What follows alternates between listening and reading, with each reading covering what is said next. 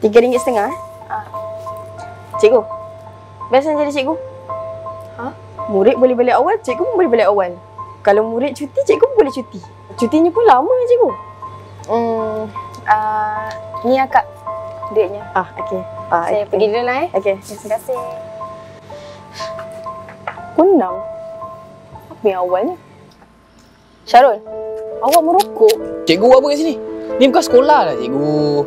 Syarul, awak tahu tak? Awak dah 2 minggu tak datang sekolah tau. Apa nak jadi? Kenapa?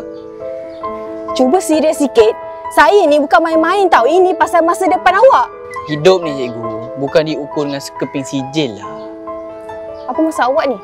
Saya kalau pergi sekolah pun, cikgu yang ajar kat sekolah tu, dia buka slide, dia baca slide je cikgu.